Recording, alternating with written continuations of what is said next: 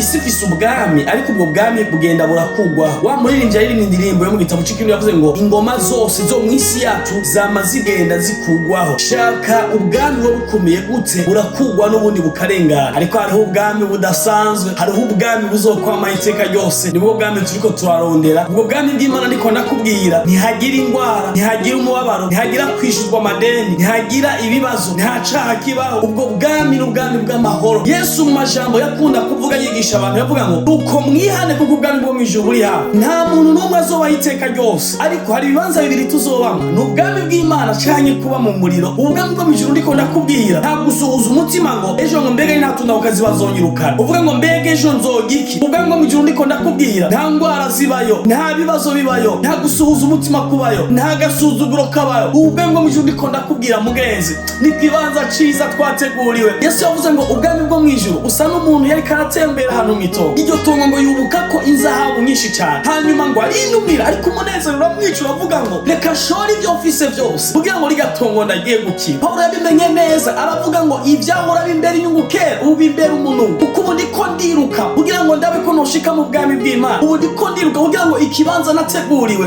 ndabe ko nogishikamo. Stefano yabimenye neza, bamuteye amabuye bariko baramuhama ku bw'izina rya Yesu. Stefano arafukama arangamiza amaso mw'ijuru, abona ubwiza buri mw'ijuru, abona umunezero uri mw'ijuru. Aravuga ngo icoma nkashikira. Yari yitaye ku mabuye bariko baramutera, yari yitaye ku munezero ariko arabona mw'ijuru. Iri juru mwene data niryo dukwiye gusiganirwa. Nta kintu na kimwe tworutisha ubwami bwo mwijuru. Ubwami bwo mwijuru ko tworutisha ibintu by'isi. Ubwami bwo mwijuru, ubwami bwo mwijuru ahantu tuzobiteka ryose. Ubwami bwo mwijuru, ubwami bwo mwijuru, ubwami bwo mwijuru nta kintu na kimwe tworutisha ubwami bwo mwijuru. Ubwami bwo mwijuru abigishwa bemeye baragenda baravuga ubutumwa bwiza kugira ngo baharanire gushikana abandi kugoroka baze binjira ubwami bwo mwijuru. Benshi barapfuye barivuga ngo ni mpaka ninjira ubwami bwo mwijuru. Abantu benshi bariko barazira akamanyu k'umutima gusa bakakanyuranya n'ubwami bwo mwijuru. Benshi bariko barahemuka binjira mu busamba, benshi bariko barahemuka binjira mu maronko y'isi, bakemera guhemuka, bakemera guta ivy'agakiza. Benshi bariko baraja ku bagabo basenga amabuda, basenga Imana ari nyamana, bakemera guhemuka imyaka irabajana. Benshi bariko barahemuka bakemera guhemuka ubwami bwo mwijuru bakaburutisha akamanyu k'umutima. Mwene data shaka uronka amafaranga angana gute uyu mubiri uzoshikana ngaha mwivu. Genda umukristo kandi zokwama ndiwe. Yavuga ngo nubwo abantu bontwenga, umuririmbyi yavuga ngo nubwo ari mu gihe cyo guhamwa, umuririmbyi yavuga ngo nubwo isi yose yompagurukira, je ndi umukristo ndavyemanga, ndiko ndaja mu bwami bwo mwijuru, ndiko ndaja iwacu Siyoni. Uyu mukristo yavuga ngo ntaco bibaye, jewe ndaramiriza. Mwene data ubwami bwo mwijuru nta kintu na kimwe twobirutisha. Mwene data iyi si ni ubwo ndayirimwo, si waca ahantu ndumwambukira, ndumu ambassadeur, ndiko ndarengana vuga ibya Kristo. Iwacu ni mwijuru. Wizera izina ry'umwami Yesu, niryo zina ririmwo ubuzima, niryo zina wagize atamaramara. Le nom de Jésus ni izina ridasanzwe, ni izina rihindura amateka y'umuntu, ni izina rimara ubwoba, ni izina ririndura, ni izina rikiza, ni izina rizana uburinzi bw'Imana. Izina rya Yesu ni izina ridukiza ibyo abarozi bahora badutega bakabitega tukabica ko tukarengana. Izina ry'umwami Yesu, izina ry'umwami Yesu ribohora barusha. Izina ry'umwami Yesu ni izina ridasanzwe. Mwene data ndaguhaye ikaze kugira ngo dusangire ijambo y'Imana, wumve ico Imana ivugana nawe biciye mu ijambo. Akanya nyirafate ndifuza Imana ize kuvugana nawe, ndifuza Imana ize kuyaga nawe, kandi ndazi biraza kugenda neza cyane. Reka dufanze dufata akanya dusenge. Ko jewe ndi igikoresho ndi ngaha gusa, ariko data wo mwijuru ayage nawe. Data mu izina rya Yesu ndasenze, senga muri uyu mwanya dufashe kugira ngo twumve icyo uvugana natwe. Uyu muntu atanze umwanya wumva ijambo ryawe, ndasavye ngo uvugane nawe, umwubake, umubwire ivyo ugomba ko amenya n'ivyisi ahiteye uwo munsi uzobukoze. Nkemu yera turaguhaye ikaze nk'igikoresho. Jewe nk'umubiri ntaco noronka mbwira abantu bawe utavuze. Nkemu yera ndaguhaye ikaze, vugana n'abantu, vugana n'umuntu wese afasha akanya kugira ngo yumve ijuru rivugana nawe. Ndaguhaye ikaze, koresha ubwenge bwanje, koresha akanwa kanje, koresha ivyo wampaye kugira ngo ntange uzobukoze. Urakoze. Ndahagaze ngaha igikoresho bisanzwe, ariko wowe vuga uyagisha ubwoko bwawe uzobukoze. Ndabigushimiye mu izina rya Yesu, amen. Mwene data uri kurankurikirana, tugomba tuyage ku ijambo bita ubwami bw'Imana, ubwami bwo mwijuru. iri jambo ubwami bwo mu ijuru ni jambo riryoshe cyane, ni jambo umuntu wese yifuza kumva. Iyi si ifise ubwami, ariko ubwo bwami bugenda burakugwaho. Wa muririmbyi aririmba indirimbo yo mu gitabo cy'Ikirundi yavuze ngo ingoma zose zo mu isi yacu zama zigenda zikugwaho. Shaka ubwami bwo bukomeye gute burakugwa n'ubundi bukarengana. Ariko hariho ubwami budasanzwe, hariho inganji idasanzwe, hariho ubwami buzokwama iteka ryose. Nibwo bwami turiko turarondera, ni ari ryo juru turiko turirukira twese kugira ngo tuzohabe. Ubwo bwami nitwabushikamo izoba ari ubwami budasanzwe. Ubwo bwami bw'Imana niko ndakubwira, ntihagira ingwara, ntihagira umubabaro, ntihagira kwishurwa amadeni, ntihagira ibibazo, nta caha kibaho. Ubwo bwami ni ubwami bw'amahoro. Iyo nganji ndayipfuza, ico kibanza ndacipfuza, nawe ndakikwipfurije mugenzi, kandi tugihabwa n'ikintu kimwe, nuko kwizera umwami Yesu Kristo. Rero iki kibanza umuntu wese arayipfuza ngo ni gute no kwinjira mu bwami bw'Imana, ni gute noba mu bwami bw'Imana. Hari amajambo Yesu yagiye aravuga adasanzwe atwibutsa ngaha. Amajambo Yesu yagiye aravuga uravye mu butumwa bwiza bwa Matayo igice cya 4 ku murongo wa 17, haravuga ngo guhera ubwo Yesu atangura kwigisha ati mwihane kuko ubwami bwo mu ijuru buri hafi. Yesu mu majambo yakunda kuvuga yigisha abantu yavuga ngo nuko mwihane kuko ubwami bwo mu ijuru buri hafi. Uzi igituma?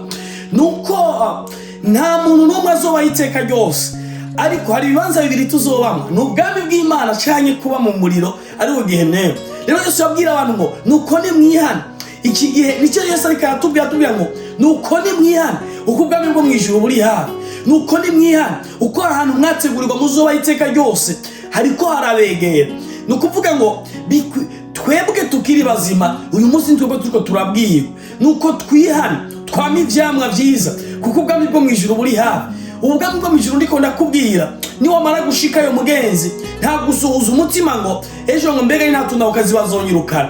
Ubwami bwo mu ijuru ndiko ndakubarira nta gusuhuza umutima uvuga ngo mbega ejo nzogiki. Ubwami bwo mu ijuru ndiko ndakubwira niwamara kubushikamo nta gusuhuza umutima ngo mbega ejo nzokwambara iki. Ubwami bwo mu ijuru ndiko ndakubwira nta ngwara zibayo, nta bibazo bibayo, nta gusuhuza umutima kubayo, nta gasuzuguro kabayo. Ubwami bwo mu ijuru ndiko ndakubwira mugenzi, ni kibanza ciza twateguriwe, ni kibanza ciza cyateguriwe umuntu wese yihangana imibabaro w'isi. Ubwami bwo mu ijuru, haleluya. Yesu uravye hari imigani myinshi yagiye araca avuga ibijanye n'ubwami bwo mu ijuru. Hari umugani yaciye uravye muri Matayo, ubutumwa bwiza bwa Matayo 13 igice ca 13 umurongo wa 44 na 46, avuga ngo ubwami bwo mu ijuru busa n'izahabu yanyegejwe mwitongo, umuntu yazubutseko arazihisha, aragenda umunezero umutera gushera ibyo yarafise byose agura iryo tongo. Yesu yavuze ngo ubwami bwo mu ijuru busa n'umuntu yari karatembera hano mwitongo. Iryo tongo ngo yubuka ko inzahabu nyinshi cyane, hanyuma ngo arinumira, ariko umunezero uramwica uravuga ngo reka shora ibyo ufise byose kugira ngo rirya tongo ndagiye gukira. Haleluya. Rero nivyo yari karagereranya avuga ngo hari ubwami bwo mu ijuru.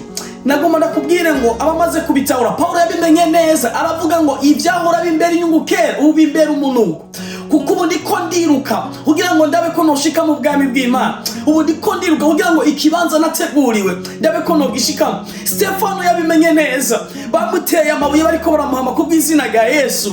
Stefano arafukama arangamiza amaso mu ijuru, abona ubwiza buri mu ijuru, abona ubwiza buri mu ijuru, abona umunezero uri mu ijuru.